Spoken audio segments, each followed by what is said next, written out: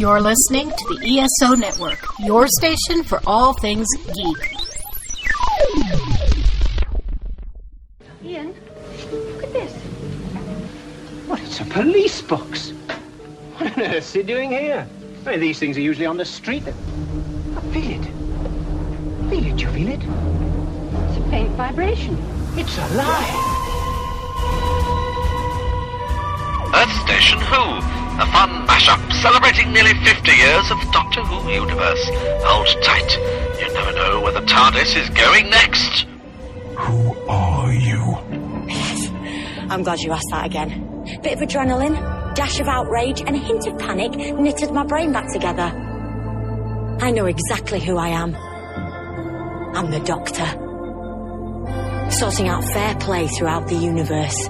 Now please, get off this planet while you still have a choice. Hey everyone, welcome to Earth Station Who, and we are here to talk all about Full Circle, the first of the E-Space Trilogy, and introduced us to a companion who is notorious, is not so popular.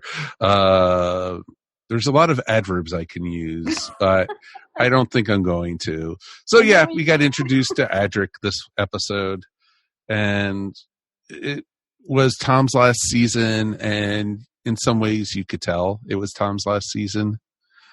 We'll have a lot of fun to talk about it. We got a great crew. We have Mary here, and we also have Mike Falkner here this week. Hey, guys. Hey, everybody. Hello, hello. You guys ready to talk a little about Full Circle? Yeah, I now think that Adverbs for Adric would be a great podcast if you want to run that one. We can do that. That would be a great name for it.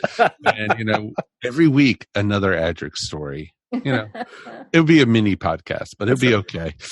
Well, there aren't any great Adric stories.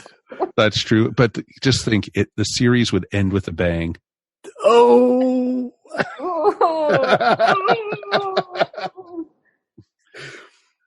Unless you look at the stuff, that the audio adventures where there's further Adric adventures, but we're not going to ever look at those. Please, let's not ever look at those. Yeah, don't make us do that, please. Exactly. Unless this break goes on way too long. No. But we definitely want to hear from you guys at home. Please write us at eswpodcast@gmail.com.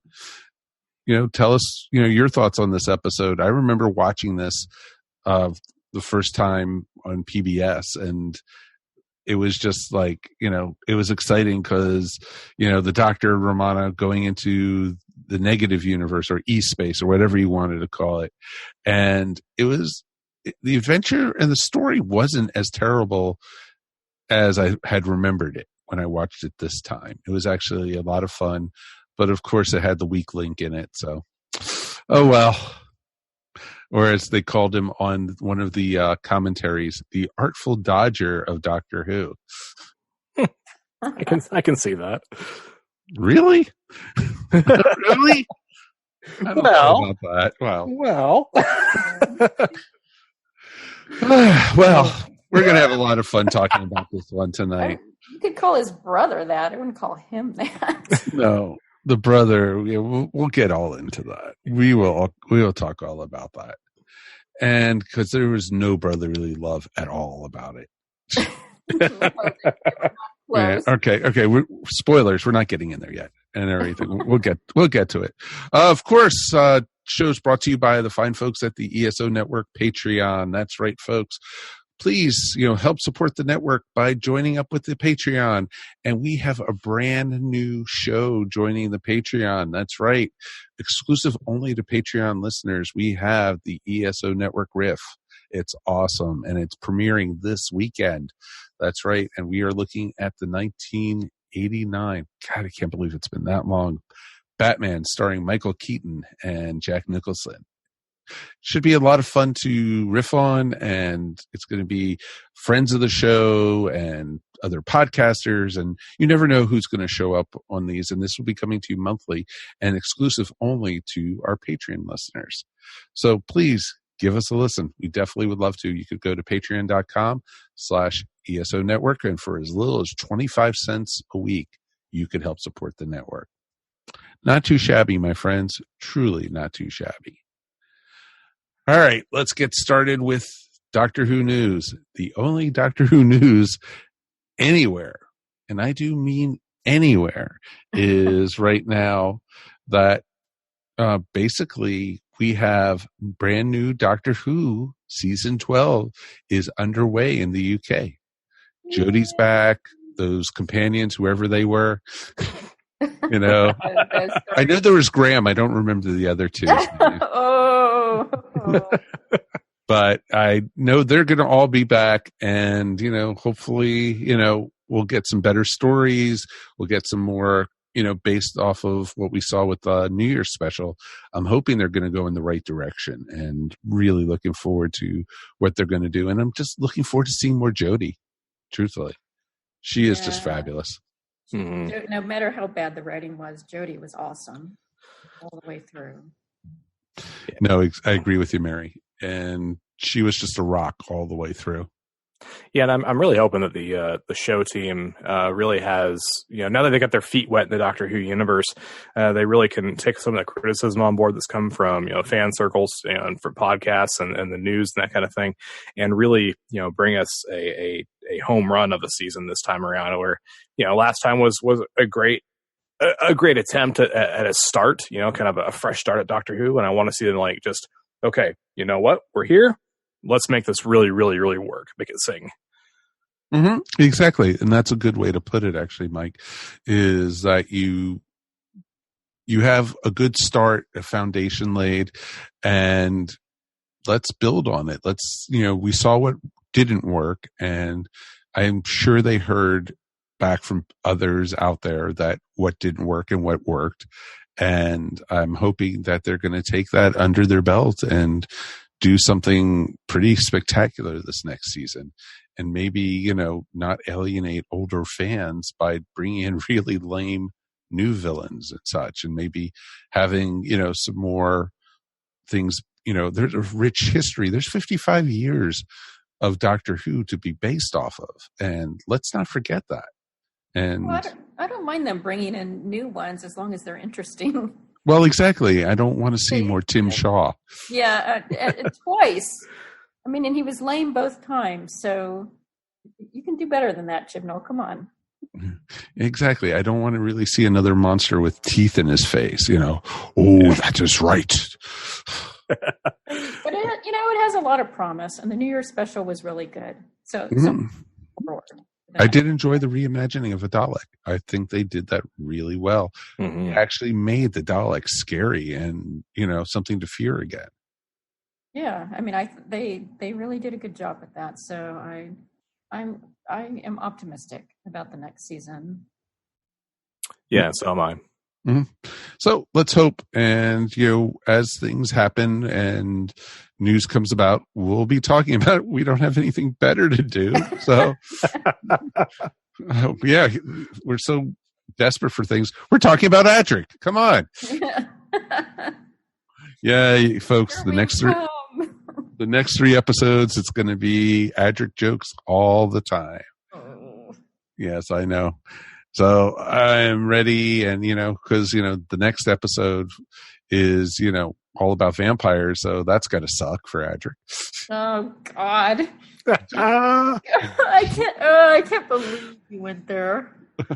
I'm going to get you a badge of punful excellence, Mike. Oh, that's great. So I can wear my yellow pajamas all the time and with a blue star on it. We don't need no stinking badges. Oh, that's right. You're the upper crust. You have a badge. You're one of them. We might as well jump in with my badge of mathematical excellence. So he knows what 2 + 2 is. Awesome. But, you know, it's interesting. All right, let's jump in. We've already started technically beating up on Adric, so that's it for the show, folks. That's full circle.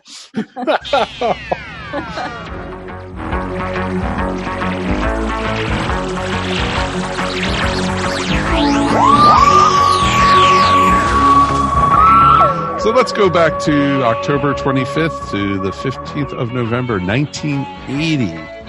Gosh, next year is going to be the 40th anniversary of this episode. Oh man, I feel old. I know. The first part of this serial is actually my birthday episode. Oh, really? That's Yeah. right. That's right. Judy remembers meeting you for the first time on that birthday. That is right. It's interesting because I was still in junior high when this came out. Mm-hmm. And so was I don't even, yeah, I just got into junior high by this point. So it was interesting seeing it. And I have not watched any of the E-Space Trilogy since probably the first time I saw it on PBS. That's how much it left a mark on me. And because truthfully, for the E-Space Trilogy, the three things I remember: really bad K9 effects, Romana left, and also we got Adric. The only thing I remembered about this particular one was Creature from the Black Lagoon. Yeah, pretty much. There was nothing else. I didn't remember that it was Adric's introduction at all. It's funny because the Marshmen actually looked like Surplus from the Creature of the Black Lagoon. They did. I was going to say that or Swamp Thing. Yeah. Oh, the 1980s movie. That's true. That is true. Actually, I think Swamp Thing took the surplus from this for that. And the spiders that really move at all. It just sort of, they would hit them every once in a while, so they'd rock back and forth. Mm-hmm. Exactly. Throw rocks at them. Maybe they'll move. Yeah. It was just like, oh God, there was just so much in this that, was just bad. And it was beautiful in some of the scenes, though. I felt like I was watching like a summer camp movie or something when they were out, swimming and playing and camping, and and the little bad guys were trying to steal the fruit. Yeah, there was a lot of swimming in little skimpy shorts. Yes, I noticed that. Yeah, the location shoots added quite a bit to it, especially, like you said, the effects weren't that spectacular, so they really made up for it with the location shoots. And then compared to the one that preceded this, Megalos, I thought the story and the pacing were a big step up from that. Oh, you mean the living cacti? Yeah, the cactus doctor. Yeah, exactly. Nowhere to go but up from there. Yes. I enjoyed this episode. I mean, I'm not saying it was perfect. It wasn't. No. There were, but it was fun. Mm-hmm.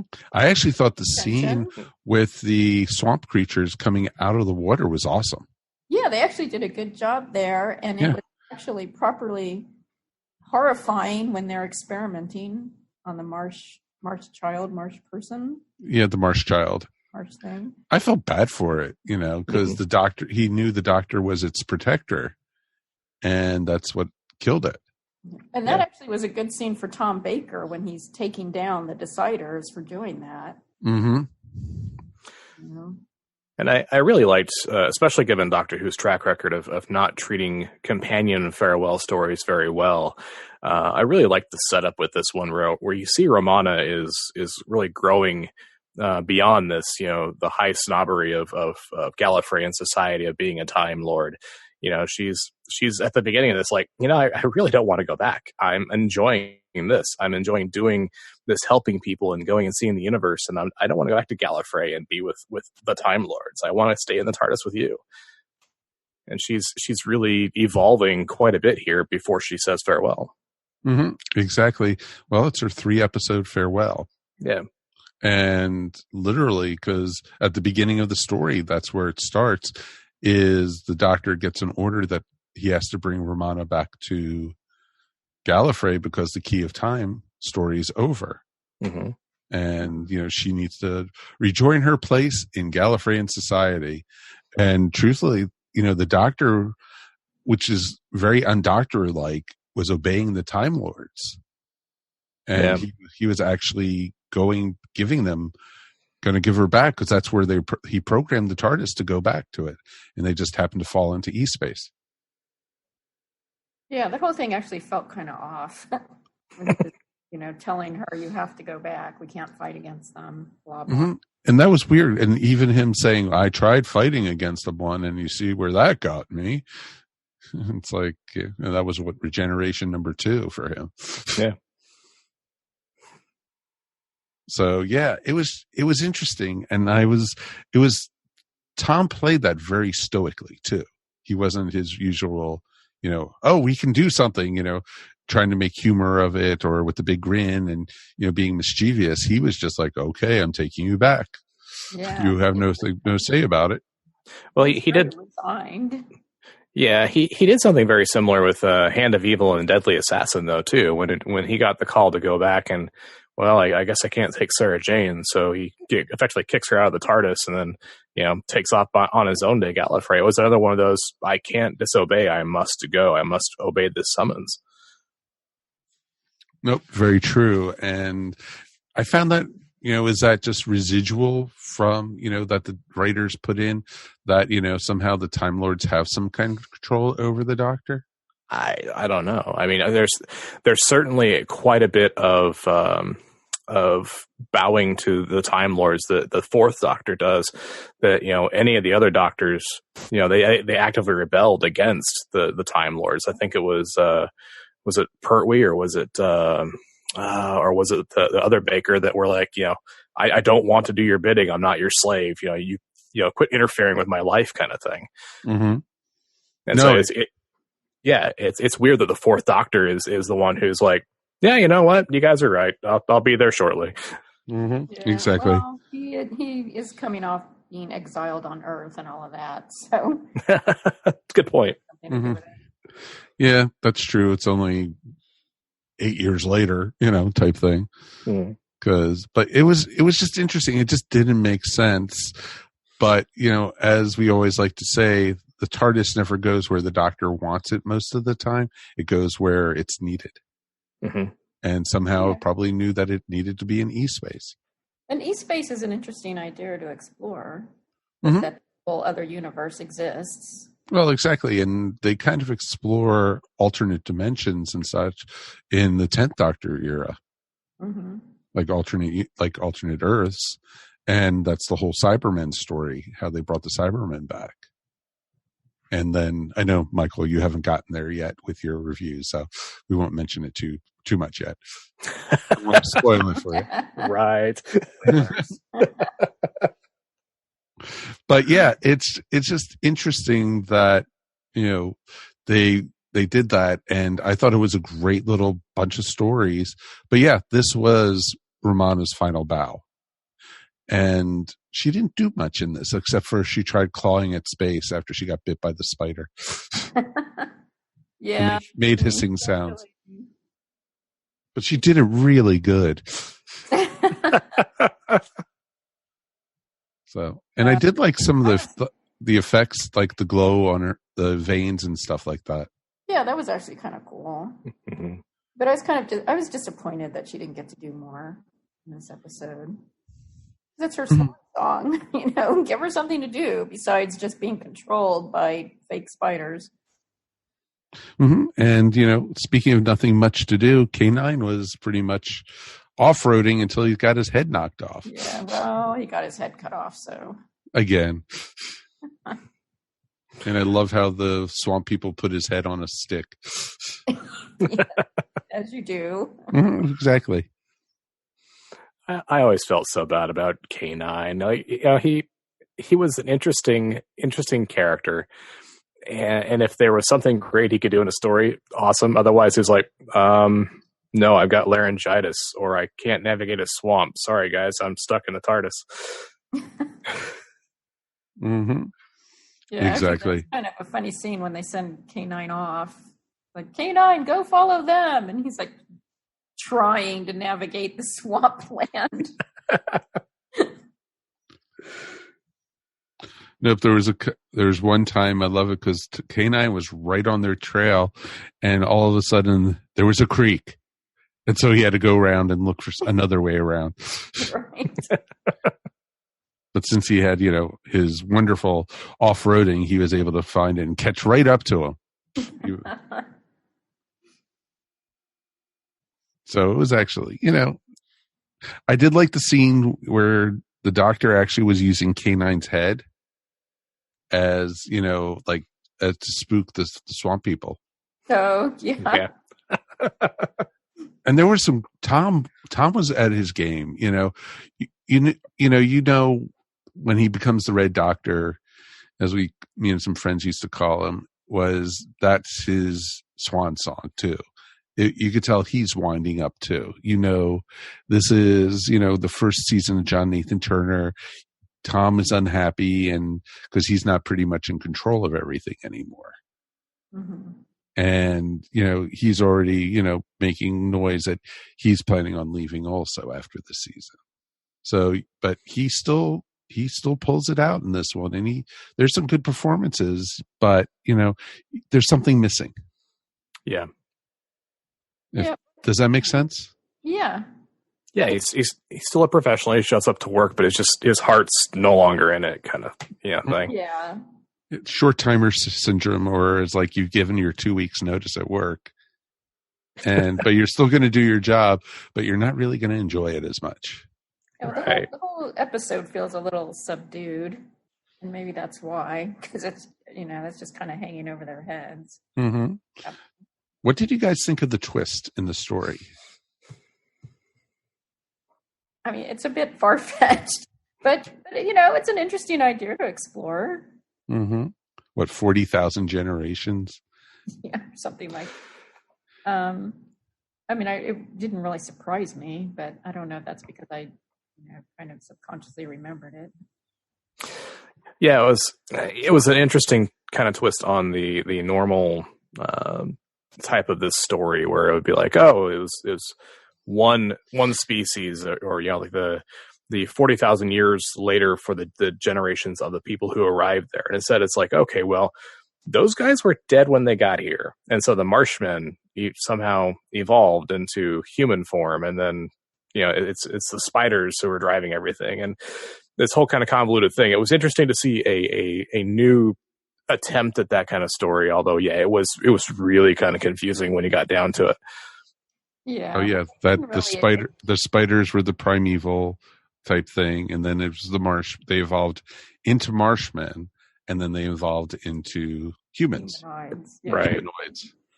They didn't really explain why.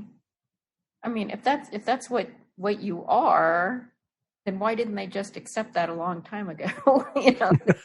This is what we are, rather than trying to keep it from everybody. I mean, it didn't make a lot of sense, but neither does our life now. So, because really, it's just about government bureaucracy. Oh, it is, and it's the head of the government keeping things from people, right? And following things blindly. Well, exactly. Tell you even if it's ridiculous.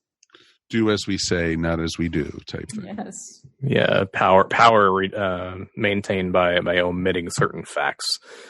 Yeah, just get people. Mm-hmm. Yeah, and I love the greatest of those facts is that pretty much they have the ship ready to go, and it's been ready to go for thousands of years, but nobody knew how to fly it. Yeah, that was a bit of a stretch, because if they've been working on it for that long and they really know how it works inside and out, they probably could have trained themselves to fly it over that period of time. You would think, but there was no manual to do it. Which brings up another set of questions for me of, okay, it's been ready for thousands of years. There's no manual associated with the ship, so they really don't know how to fly it. So how do they know how to do all the maintenance to keep the hole and the power source and all that kind of stuff going? Right. Exactly. It just, it didn't really make sense. It's one of those stories that seems really interesting and pretty engaging on the surface, because it's a unique twist on Doctor Who, on the formula. Okay, it's not quite what we think with the monster of the week kind of thing. And then when you start to actually look at it, that's when you start kind of poking holes. You're like, that's not how this works. It's not how any of this works. Mm-hmm.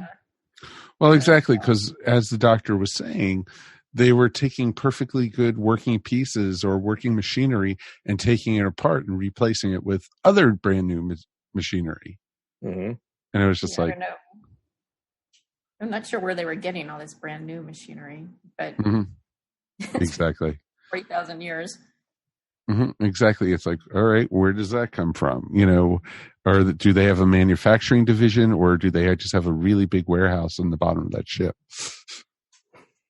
But, it's interesting. The guy who wrote this, Andrew Smith, he was only 17 when he wrote this. And it shows.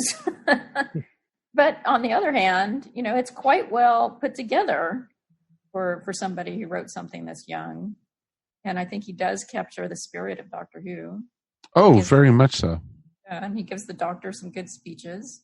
Mm-hmm. And it is an engaging story. It gets too convoluted, but it's still fun to follow. But once again, the Doctor is the smartest man in the room again, which is always the best kind of Doctor, especially Tom's. Yeah, well, he definitely gets good moments, and that's kind of what we kept waiting for with Jodie. Kind of got it in the last episode, but I was waiting for that all season. Mm-hmm. Yeah, and it doesn't fall into the same trap that I really didn't like as much with Matt Smith, where the Doctor was the smartest person in the room, but he knew all the answers, was waiting just for the right time to pop the here we go. This is the way we're going to get out of this. This is the era of the Doctor being the smartest person in the room, but also having to play the detective, having to put the pieces in the right order to make things make sense. Mm-hmm. No, that very much makes sense. And, it was the Doctor who figured it out. I think the people on the ship were, for the zillionth time, I have a feeling, were figuring it out. We're figuring out that all species were tied together, but I think the upper-ups were hiding it from everybody. Yeah, that's the feeling I got, that they probably figured this out many times before. Mm-hmm. And then quashed somehow every time. Well, especially at the very beginning of the show, when the head of the council was being pulled into the water, he was yelling to Adric, "It's full circle," that type of thing. Mm-hmm. Mm-hmm. And why was he being pulled into the water? The Marshmen just really liked him. I don't know. Exactly. They saw something dingling and, let's play with it, Because it wasn't like the Marshmen were, cannibals or anything. They weren't eating the people on the ship. They were killing they weren't them. Bad guys. No. They were just, trying to figure, they were just curious, really, and trying to figure out what was going on. Yeah. Mm-hmm. Exactly. So that's what I've always found, I did find interesting. It was just like, okay, there's just some weird stuff going on here. There wasn't any explanation about that, that he was getting pulled in, and it was just like, all of a sudden you didn't even see anything reach out. All of a sudden he just started, going into the water. It was just like, that doesn't make sense, and the mist wasn't toxic. And these people, as soon as the mist started, they started like thrashing around in the water. Why couldn't they have gotten out? Don't be logical. Yeah, I know. Logic on Doctor Who, What do you think this is, Doctor Who? I mean, seriously. I know. Silly me. I put two ends of a coin together and hoping, they would show up the same way. And there was just so much that was just like, why, type thing. And there was, the little band of, outlaws or misfits or whatever you wanted to call them. Yeah. And, including Adric's brother. And it was just like, there was no explanation why they were doing it. Mm-hmm. What were they doing? Trying to better society? Or were they just like really stupid teenagers who were like, hey, we don't want to do that. We don't want to be part of society. We want to hang out in this cave, They're rebels, man. Yeah, exactly. They came across as teenagers rebelling against authority. And they should have been rebelling, but they didn't really understand why. Mm-hmm. And you had Adric flying the TARDIS. Yes, you did. Right from the beginning. Exactly. this starts this unfortunate trend in the later years of the classic era, where even the companions are like, "No, I've seen you do it. I can do it too." And it's like, no, this should be a lost art that only the Doctor and Time Lords get. I don't want the companions flying the ship. Nope. I'm going to take it away from the mystery there. Yeah, exactly. It's like, what is wrong with this? That just, it doesn't make sense. And, yeah, it was funny. Oh, he closed the door on Romana, and Romana got stung by the spiders. The spiders living in the fruit, which everyone had been eating, because they also have rapid growth. Because, right before that, they were eating all the, the fruit, and they were enjoying it. Oh, there's spider eggs in these. What do you mean? It's like, because that seems like their main source of food. So, and the one thing I did find interesting, you don't find out that Adric actually stows away in the TARDIS till the next episode. Yeah, I was at the end. I was thinking about that. Because I had forgotten that he stowed away, and I realized I didn't really see what happens to him at the end. I was like, oh yeah, that's right. Forgot about that. See, and it's craziness. I'm telling you, it's crazy. Because I wouldn't have been unhappy if Adric would have been a one and done character. Many times when we've talked about people who we would have loved to have seen as companions on Doctor Who, Adric is never on that list. Yeah, I think he would have been better as that one and done, or even within just the E-Space Trilogy. Like, okay, you know what? I live here. Maybe I can help you to figure out your way out, because I'm a relatively intelligent child. But yeah, after the E-Space Trilogy, I was just like, why are you still here? Come on. Well, no, I agree completely. Yeah. Yeah. And that's the sad thing about it.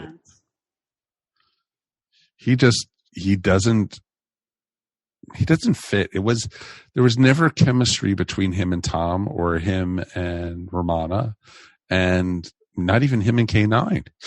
And it got even worse when Peter Davison took over as the Doctor.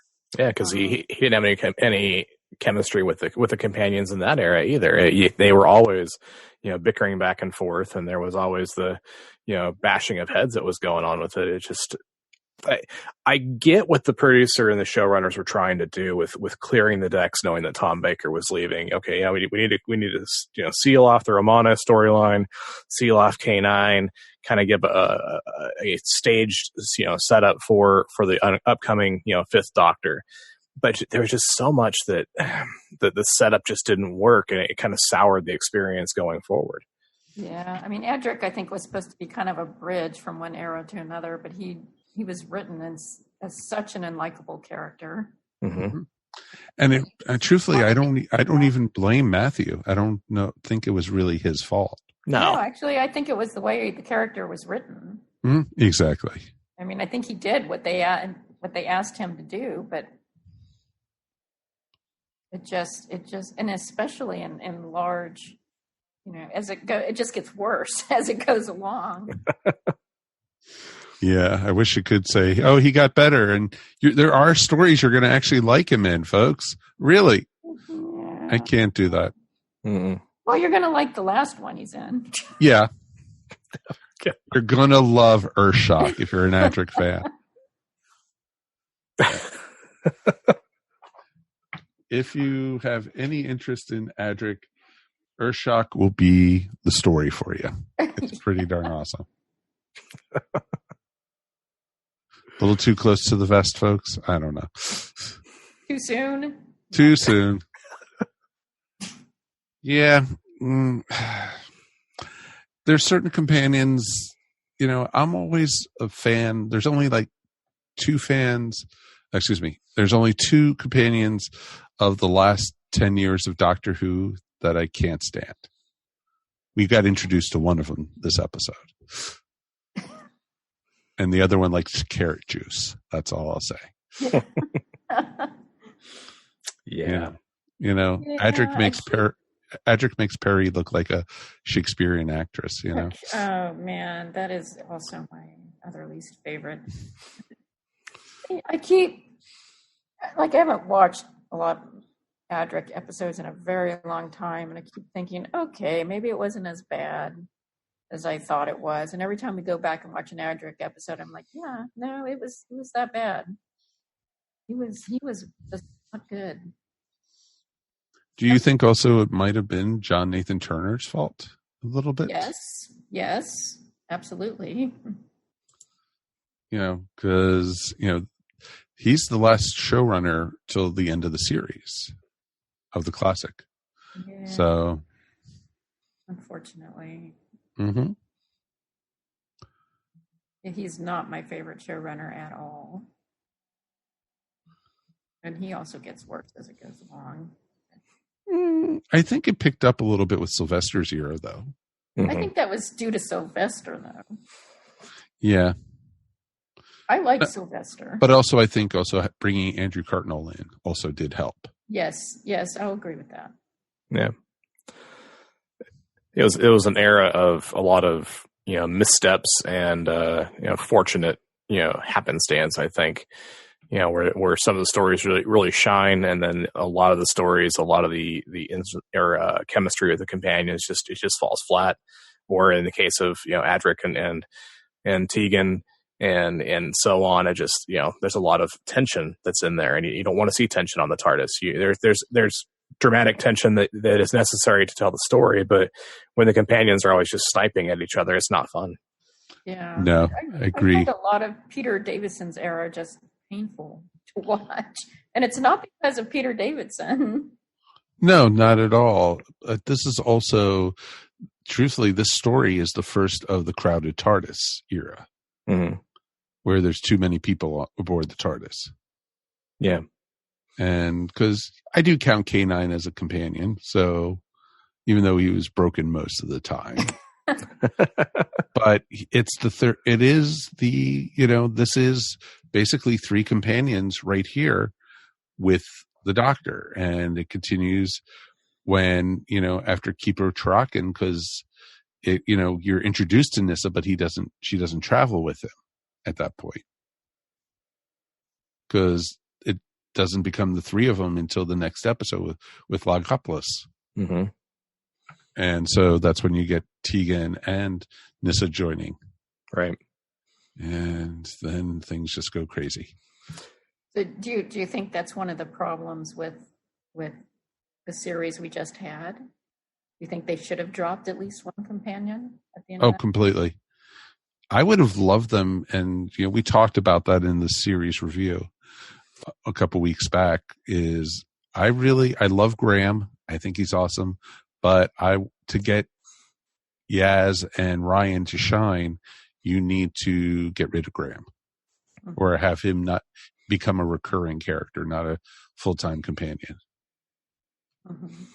You know, I think that would be great, to have two companions and no love story. And thank God there was not a love story between Adric and Romana. So that would just been weird. Tying it back to this episode. No, don't make me think about that. That's just wrong.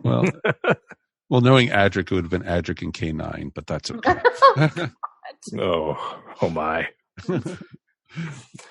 Yeah, I definitely agree on the crowded TARDIS. I mean, you saw a lot during, even during the last bits of Tom Baker's run, but especially during Peter Davis's run, where you had three companions. You had Adric and Nyssa and Tegan, and one of them always had to suffer for the rest of the two to shine. You know, it was, you know, there are times when Nyssa was confined to the TARDIS because she wasn't feeling well, and then you get Tegan, who disappears for an episode because she's, you know, gets left behind for some reason.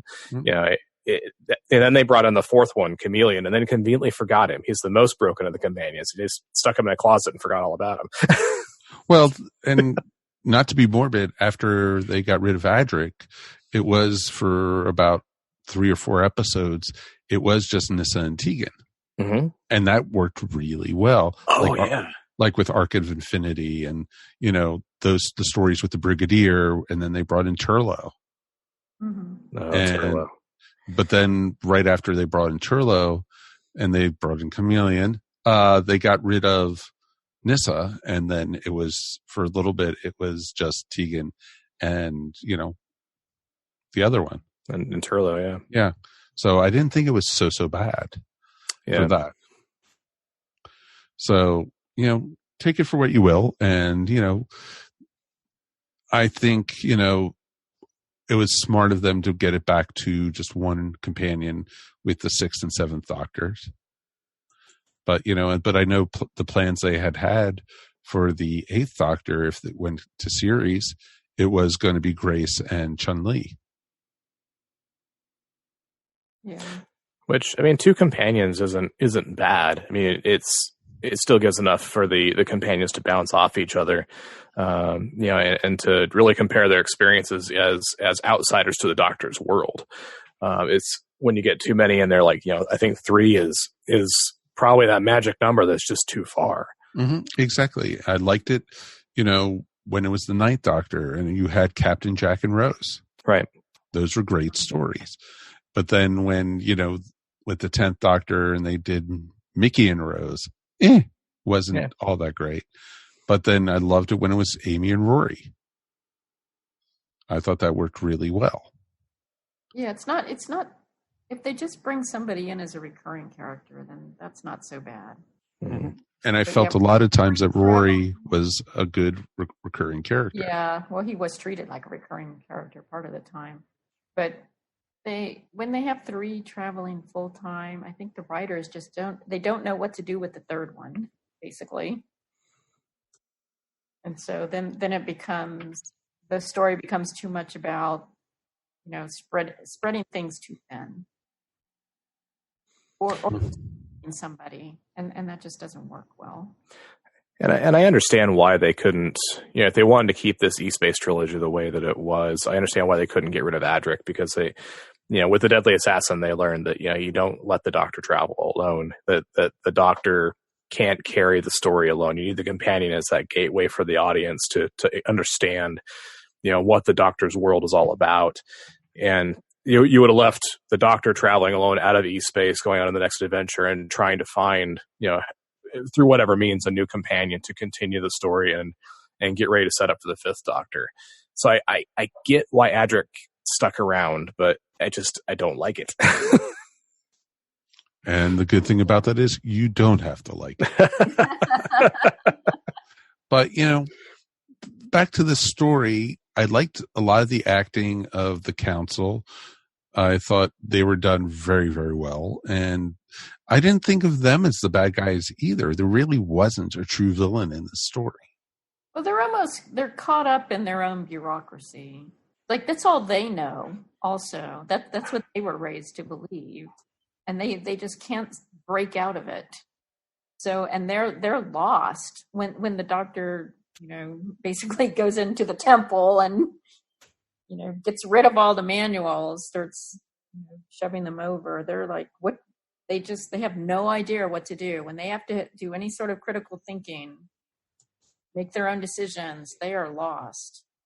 And they just come across as kind of pathetic. No, very true. And, when they had to make decisions, they were going, Doctor, what do we do? Mm-hmm. But that happens in most Tom stories, Once the Doctor's fully, involved with it, it's always, Doctor, what do we do?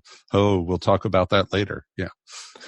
And it did seem interesting that it's set up like a Monster of the Week kind of story with the spiders and the Marshmen. And then you realize that they're really connected into the civilization as a whole. And so the villain becomes kind of that story that I really like in Doctor Who and in science fiction overall, when they are really making human nature what's on display, either as the villain or something to be analyzed, and talking about the human equation and what makes it all really work and what we need to do to evolve as a species. The odd part about that is that none of these characters in this E-Space are really, human. They're evolved Marshmen. It's kind of a weird dichotomy. Mm-hmm. Well, exactly. And they kind of hinted, there's something not right here when Adric was wearing the Band-Aid on top of his pants. And, he said, what about your knee? You injured it. And he says, oh, it's fine. And it's like, and he took it off, and it was like just a couple hours he had healed himself already. Mm-hmm. So it was just like, there's something not right here.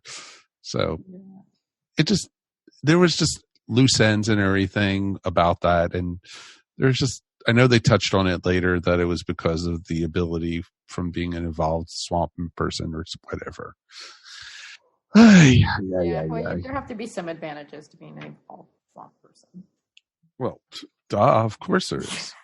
I mean, the real villain here is basically stagnation or inertia. I mean, it's just people in a rut, not out of it, not seeing what's right in front of them or refusing to see what's right in front of them. Just,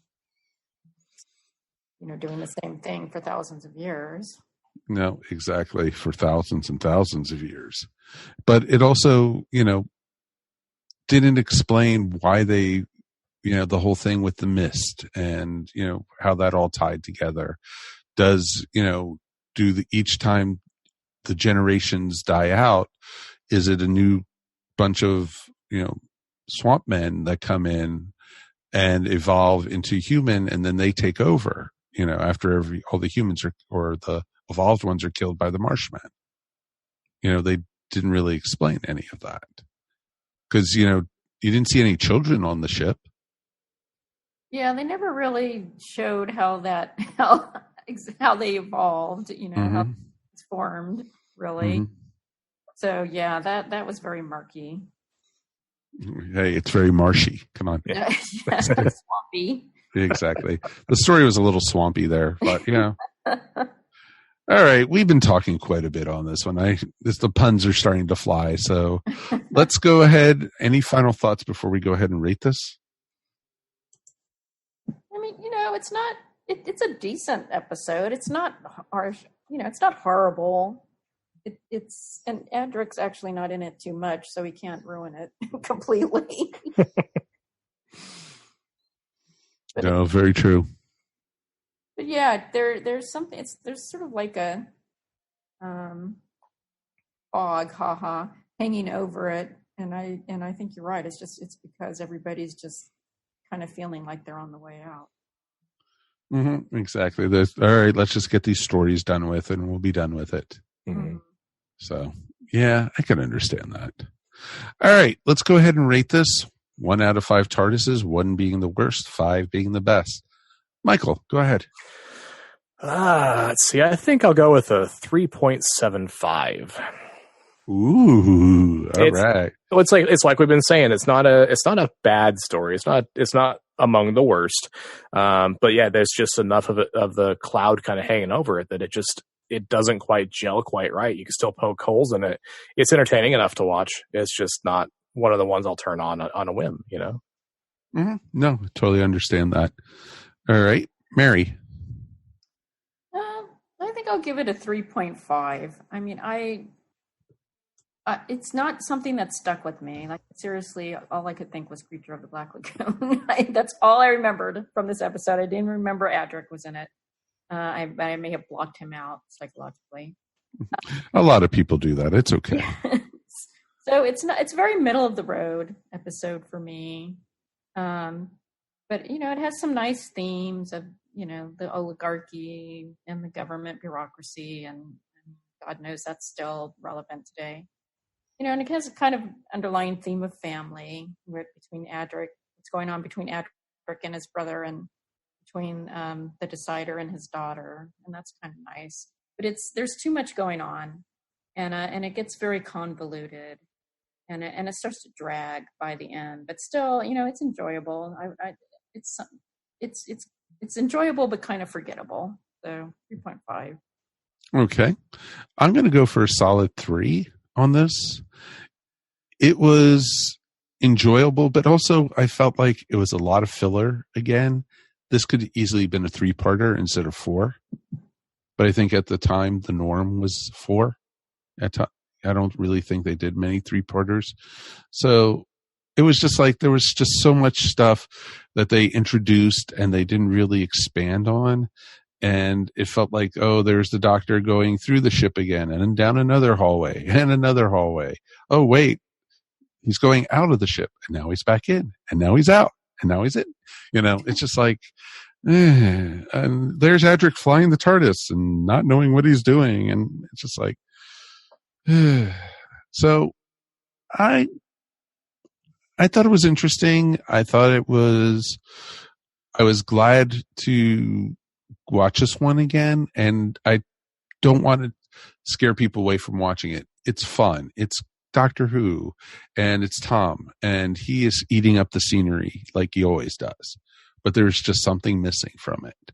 And I think that's what brought down my score. But we want to hear from you guys at home. Please write us at eswpodcast@gmail.com. All right. That is going to wrap up this episode for this week. Thank you, as always, for listening. We appreciate it more than you could ever guess. And we will be back again in 2 weeks, and we are going to be talking about the next part of the E-Space Trilogy, and we are going to be looking at State of Decay. That's right. The vampire story we hinted at earlier. And no jokes about sucking or anything. It'll be fun enough. So we'll talk to you then. Thank you, Mike. Thank you, Mary. Oh, thank you. Yeah, thank you. Mary, anything you want to promote? If you like to see my artwork, it's mariolo.com, or find me on Etsy under eVision Arts. And Mike?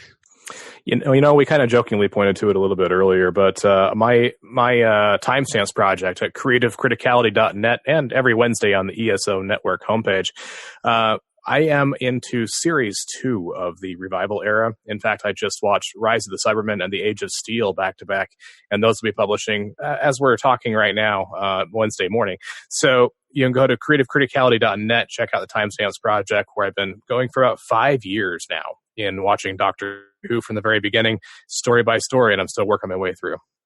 That is awesome. Yeah. Definitely worth checking out. His reviews are pretty darn amazing, folks. And, you know, definitely thank you guys, everyone, for listening. Thank you for rolling into 2019 with us and sticking with us through the lost years, I think we're going to call it. Or right now, as we like to call it, the E-Space years. Thank God it's only 3 episodes. But it feels like years. Oh, God, every episode does. So my name is Mike Faber. We will see you here next time on the Earth Station Who podcast. Peace. And we're done. Yay. You have been listening to Earth Station Who, a bi-weekly pop culture podcast dedicated to all things Doctor Who, featuring talents from across the universe. All topics on the show are the sole opinions of the individual and are used for entertainment value alone. You subscribe to our podcast up on iTunes, Stitcher, or follow our blog at www.esopodcast.com. You can also follow us up on Facebook, Twitter, or Google+. If you enjoyed the show, please leave feedback up on iTunes.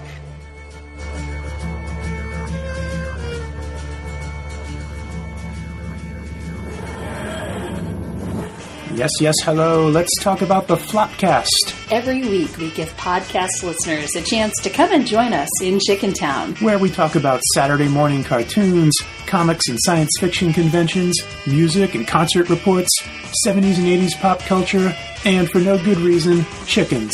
Boy, we're weird. Oh, we are ridiculous. We're proud members of the ESO Network, and you can find us at flopcast.net. This has been a broadcast of the ESO Network. Be part of the crew and help support our shows by donating to our ESO Patreon or by shopping through Amazon.com or the TeePublic store, which can all be found at www.esonetwork.com. The ESO Network, your station for all things geek.